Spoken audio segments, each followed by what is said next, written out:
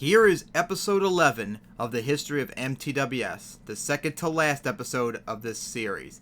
In the last episode, I talked about the years of 2016 through 2018, the years after MTWS stopped being a series.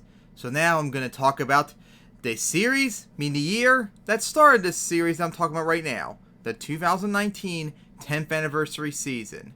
Wow, I did not think I was going to actually talk about this in this series because I thought originally this series was supposed to end in, 2019, but here we are, halfway through 2020, so now I can finally talk about it anyway. So, here we go. At least I can talk about the 2019 season in full detail. So now let's get into this.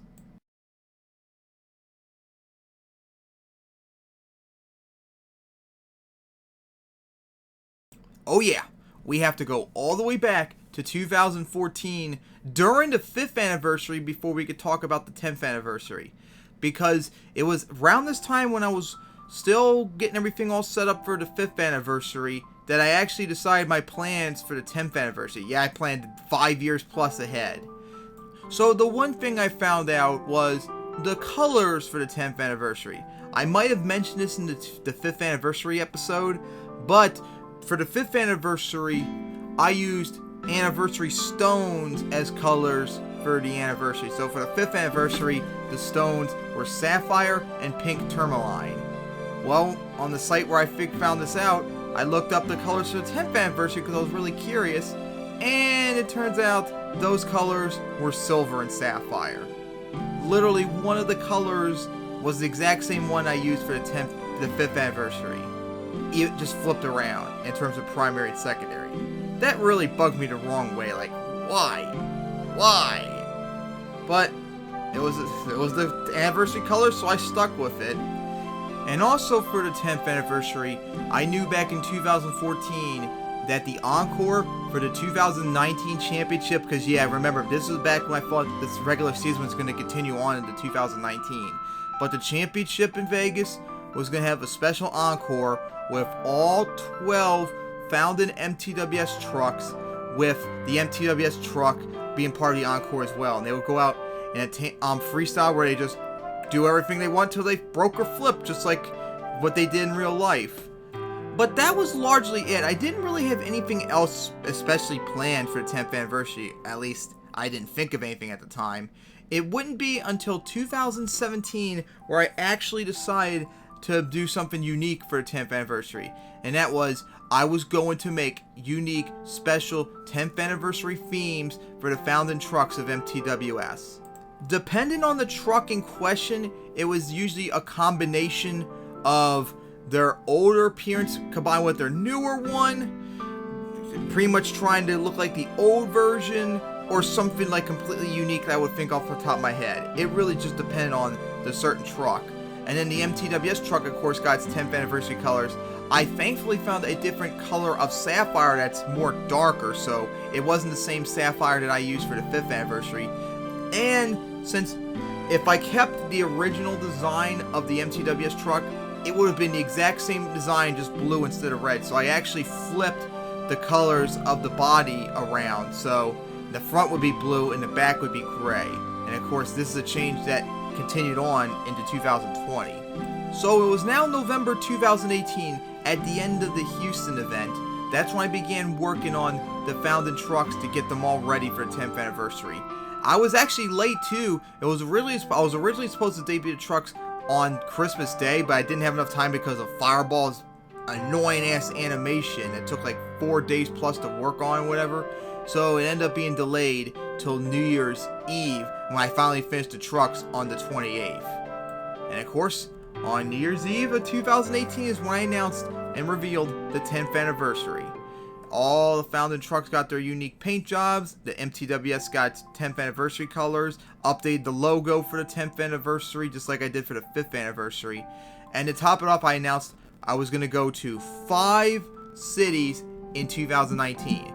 It was the most events in MTWS in a year since 2015, and all 5 of them had something unique and special with them to celebrate the 10th anniversary.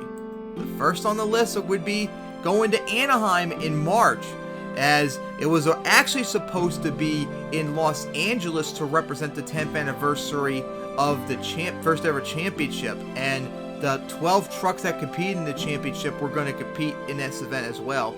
But unfortunately, I could not find the stadium, a track on MTM2.com that had Los Angeles Memorial Coliseum, so I had to settle with Anaheim instead. Of course, later on I found out, thanks to Anthony, that there was indeed a Los Angeles Memorial Coliseum track, but whoever made it named in a way that I would not be able to find it. It wasn't with Los Angeles Coliseum was spelled incorrectly, so I could not find it at all. So that was very annoying. And because of that, maybe a future MTWS event will finally go to Los Angeles to make up for this.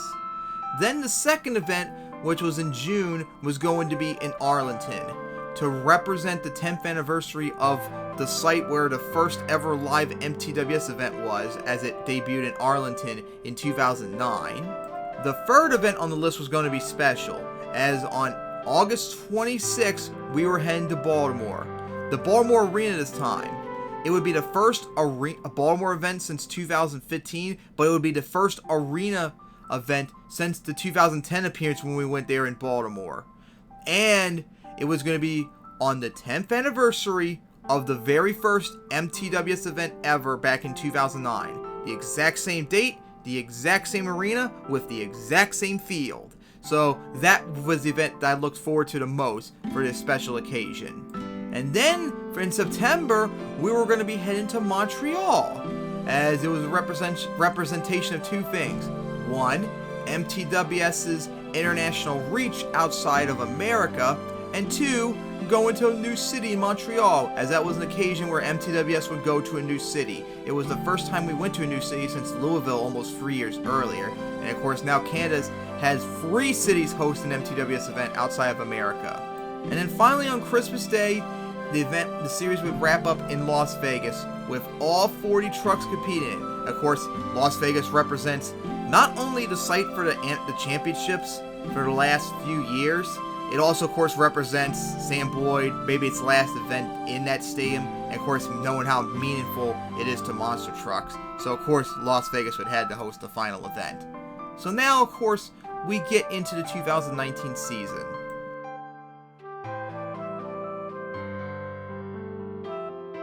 So MTWS headed to Anaheim, our first event there since 2014, and also for the first time since 2014, using the Anaheim style track, which has been a long time since we last used this one, and this is the actual authentic Anaheim style racing setup too we used.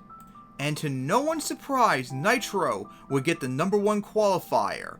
But of course, it would be Outlaw, the defending racing champion, that would steal the show, as it would knock off Crazy Bull in the quarterfinals, and then knocked off Nitro in a photo finish in the semifinals. Absolutely incredible race.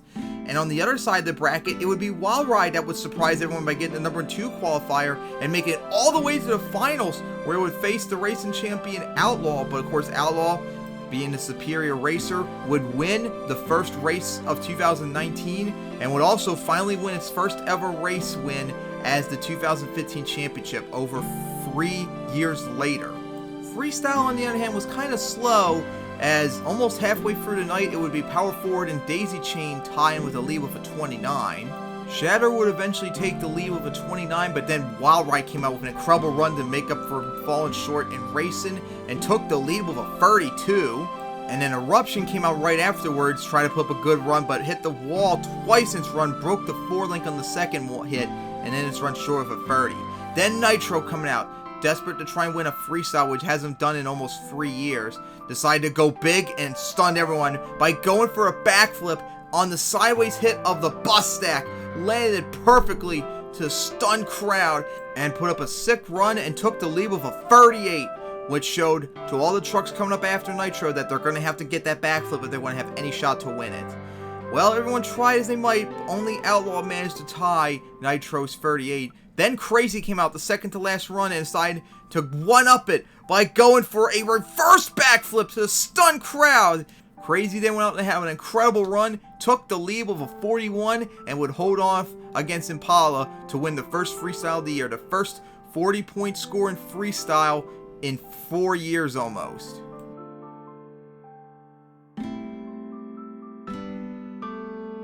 We were then off to Arlington for our second event, as the rest of the trucks that did not compete in Anaheim were here as well. And to no one's surprise, Patriot was the number one qualifier and had a really good night, dominant on Chicago style racing. And the finals was it going up against Fireball, where it would get the win, its first racing win in years. Then freestyle happened, and for the first time since 2014, we brought back the Tower of Power, which Crusher, the second truck out, went for, knocked it down, and made a new van stack leg obstacle, and had a strong freestyle and took the lead with a 28. Several trucks came out, but no one can top Crusher until Locomotion came out, showing a new addition to the truck, smoke coming out of the funnel, which was really cool and all. Had a great run and actually took the lead with a 31. Several trucks later, Venom came out, and I made a brand new obstacle for the event. It was a camper on a flatbed, but the car was designed, set up in a way so when a truck went for it at right amount of speed, they'll do a massive skywheeling land right on the camper. And Venom went for it, did a beautiful skywheelie, landed right on top of the flatbed, destroying the camper and actually breaking the flatbed in half right down the middle. It was absolutely beautiful. And that strong run gave Venom the lead with a 32. Then sometime later came out Total Chaos, which was funny because Total Chaos and Racing slammed into the side of the wall, destroying the wheels. So it had to swap out Damage Control's tires, which looked really weird under Damage Control's bead locks. But Total Chaos put up a great run, and funny enough, also hit the exact same wall on the exact same spot in Racing its freestyle before going for the backflip on a locked up wheel. Failed to get it, but still took the lead with a 34. I feel bad for Damage Control losing his tires because of Total Chaos's aggressiveness. But it would not last, as Patriot came out right after Total Chaos and put up the best run it ever had in its existence. Even beating its runs in Minneapolis, which it's famous for. An incredible run, trying to go for the sweep, and it would take the lead with a 36. And lasted for the remaining trucks with Outrage coming out last. Tried to put up a great run, which it was at the time, but unfortunately in its run, it actually broke the one wheel off, which is the first time since Thunderbolt did it 5 years earlier that a truck ran on three wheels, and actually went for the backflip on three wheels and ended up doing like a corkscrew, which was awesome, before stuffing it into the side of the step up into the bus stack. And its run short of the win, and Patriot would win its first freestyle ever, along with getting the first double down since Nitro did in Toronto on November 8th, 2015, and getting the first sweep since Eruption did it back in Foxborough on September 6th of 2015. What an incredible event Arlington was. But of course for Encore, we had Freefall debut as well, which was really cool and all. And of course, just like the entire year, we had MTWS come out for a final Encore as well, along with Destroyer coming out doing Cyclones, as it failed to do them in its run in freestyle.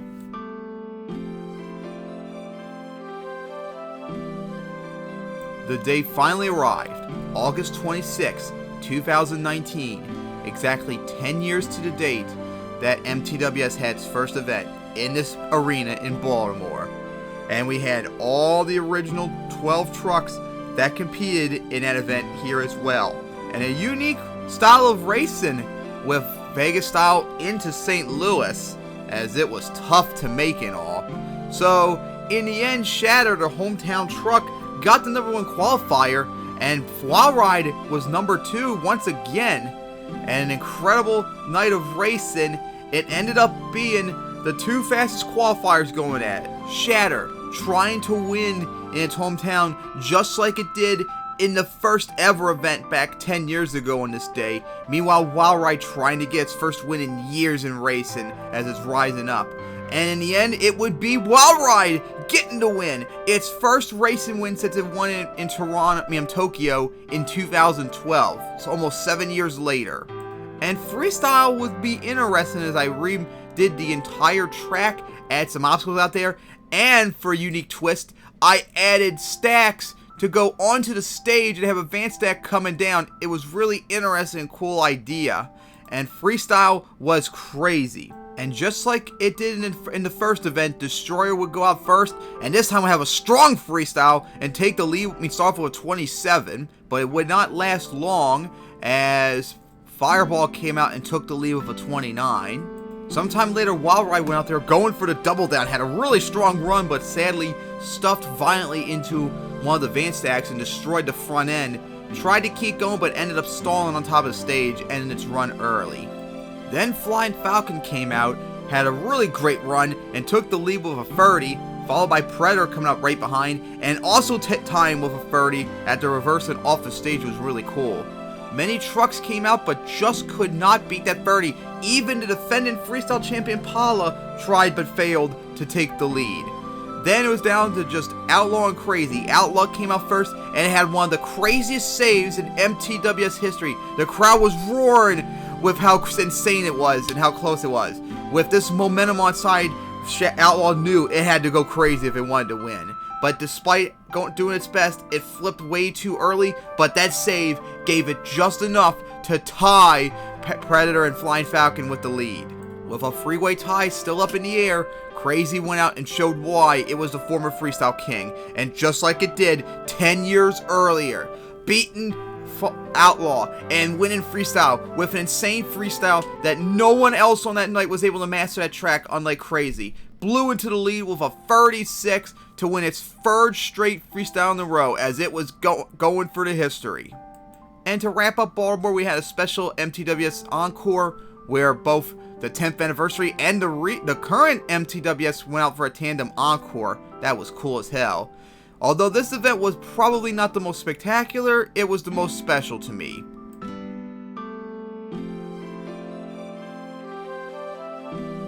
We were then off to Montreal for our first ever event there. Our first international event too since Australia in 2015. And Canada Nitro, the theme that Nitro hasn't done since 2012, was brought back with a Montreal based theme instead. Blue and white, which looked absolutely beautiful. And of course, in front of the home country crowd, Nitro showing why it was a former racing champion, getting the #1 qualifier on a really tough track, Tokyo style racing, which is the first time that has happened in MTWS since it was debuted in Tokyo back in 2012. This was a much better version too, and the results showed as there were a lot of close races that night.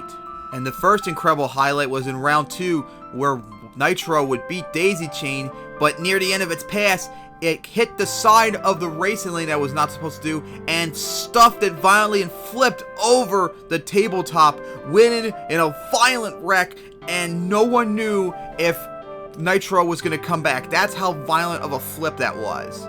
But to the stunned crowd in the quarterfinals, Nitro came back, badly damaged, no body, but still getting ready to take on its arch rival Crush and Run. And in an incredible race, they would get a photo finish, and Nitro would get the win. But unfortunately, that race blew Nitro's chances as something went wrong with the truck. It had to be towed out once again, and despite the win, it was done for racing. It could not come back, allowing Crush and Run to come back and make it all the way to the finals, where it would have to race against Eruption.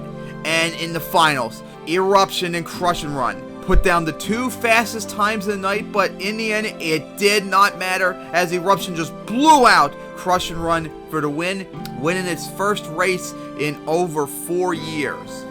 Freestyle started off slow, but it wouldn't be until Nightstalker had a really great run and took the lead with a 30. And then sometime later, Total Chaos came out, and just like it did in Arlington, it hit the wall violently, ending its run. It was crazy that happened again.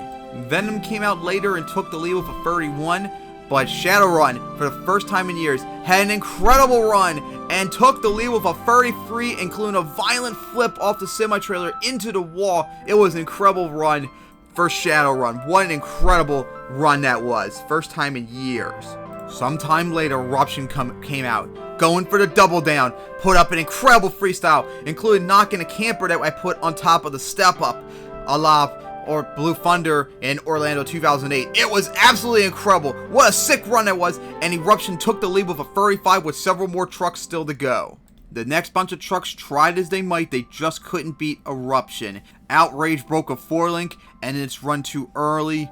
Mad Dog had a tire locked up, ruin its chances in bonus time. Patriot put up a great run, but still just wasn't enough. And then finally Nitro came out, putting on its normal bye after destroying its Canada version earlier in racing. Tried to put up a great run, but flipped too early into bonus time. And with the disappointment of tonight, it went out for an encore, but unfortunately, just like Total Chaos, stuffed it into the side of the wall, ending its run that night. Man, Nitro just had nothing but bad luck that night.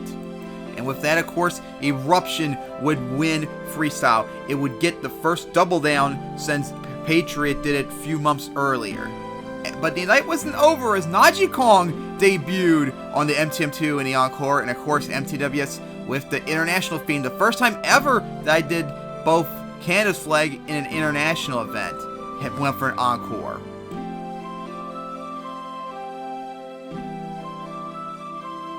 Then it was Christmas, as it was time for the final event of the 10th anniversary season in Las Vegas, possibly for the final time ever, as all 40 trucks in MTWS were competing in possibly the biggest field in monster truck history, let alone MTWS history, beating the record of 32 that was set by here in Las Vegas 2 years earlier, and the 2014 Monster Jam MTWS crossover. The event was so big that we actually had to do qualifying a month ahead of time to plan the event, and it would be Mad Dog that would get the #1 qualifier. With all the incredible racing action, we were down to the quarterfinals as it started off with Nitro finally beating Outlaw after all these years, getting revenge from its loss in Anaheim. Patriot would beat Thunderbolt, and Crazy Bull would get its revenge from Montreal a few months earlier as it beat Eruption in the revenge, and Crush and Run would edge out Fireball, which set up our semifinals. First off, Nitro going up against Patriot. Nitro, looking like it might have the chance to finally make it back to the finals, was ruined as Patriot would get the win to make it back to the finals. And Crazy Bull would once again beat Crush and Run just like it did last time in Houston last year. So the finals was set. Patriot versus Crazy Bull. Two trucks that both were made after the founding trucks in 2009. So well history in racing, but never have done well until the last few years. They went off at the line, and Crazy Bull would get the win in a close one. A very satisfying victory for Crazy Bull to win, possibly racing for the final time in Sam Boyd, but of course we all know it would have loved nothing more if it was a racing title. And of course, we went to freestyle, as you can see, with the updated track, which, by the way, was not only not finished because I had lag and also I couldn't put all the detail I wanted in, but pretty much every single obstacle had some sort of reference to MTWS. So it was really nostalgic to think about. But after a few trucks, it was Bone Crusher and the Monster Razor tying with a 28, until Crusher came out and took the lead with a 29. And then Crush and Run came out going for the triple start off freestyle and was enough to take the lead with a 30. Then Crazy Bull came out going for the double down, put up a great run, but unfortunately going into bonus time, it stuffed violently into the step up on the racing lane, ending its run early, but it was still just enough to tie Crush and Run with a 30 as well. And then Madness came out right afterwards and did a great run, and somehow was enough to once again tie Crazy Bull and Crush and Run. We had a freeway tie again. Several trucks later, and no one could take out this freeway tie until Blood Rage did, as it took the lead with a 32. That would not last long though, as Shadow Run came out once again, just like it did in Montreal. Had an incredible run, which is a rare moment for it in Vegas, as it took the lead with a 33. But that would not last long, as next up was Night Stalker, and to the stun of everyone, went for the backside of the triple and cleared it with a beautiful sky wheelie. The first time tonight anyone cleared a triple, but the way Night Stalker did it stunned everyone as the first move right off the bat, and Night Stalker put up an insane freestyle, hit everything at full throttle, looked like it was going for the win, as it shattered into the lead with a 39 with so many trucks still to go. It was the highest scoring run in Vegas since Nitro won its title here 5 years ago with a 40. Several trucks came out, but only Fireball came close with a 34. Then Wild Ride came out and had a violent flip stuffing inside the van stack and ripping the whole front axle off. It was crazy, but it was only enough for 31. Then came out Outrage, trying to do what it did in Arlington, but unfortunately flipped too early. Almost would have gotten a front flip if it was realistic physics, but flipped off a nosedive and only got a 33. And with that, we were down to Crazy and the former freestyle champions, and still no one could beat Night Stalker's 39. Start off was Crazy, trying to go for the record 4th straight win. Try as it might, it put up a really good run, but unfortunately it just was not enough, as it fell short with a 37. Then the 2009 freestyle champion Mad Dog came out. Did a great run, but unfortunately only got a 35. Then the 2011 freestyle champion Thunderbolt came out, and just like it did in the last 2 shows here in Vegas, put up an insane freestyle and did everything needed and ended up tying Night Stalker with just 3 trucks left to go. Then 2012 champion Outlaw came out, someone who has struggled here in Vegas the last 3 times out, put up a good run, a really good run, but unfortunately nosedived off the bus stack, ended up falling short with a 35. Then it was the 2014 freestyle champion Nitro going out there, and to start off its run, it replicated its infamous jump in its 2014 championship run by going for a huge sky wheelie off the side of the triple, landing into the side of the racing lane. It was insane, and Nitro, first time in years, looked like unstoppable on the track and did everything needed to take the lead with a 40, just like it did 5 years ago when it won its title. But last up, the defending freestyle champion, showing why it was the freestyle king. It's going to have to beat a 40. No one has done that in years here. But went out there, did an incredible run, hit everything out there full throttle, and did everything needed to take the win with a 41, the highest scoring run in years. But the night was not over, as we had 4 encores planned for the 10th anniversary. We started off with showing off the 6 trucks that were supposed to debut in 2014 in MTWS but never did, each freestyling one at a time. Then we had all the retired trucks of MTWS coming out for a tandem encore. Then we had all 12 founding trucks along with the 10th anniversary MTWS go out for freestyle till they dropped, leaving only Wild Ride and Predator remaining.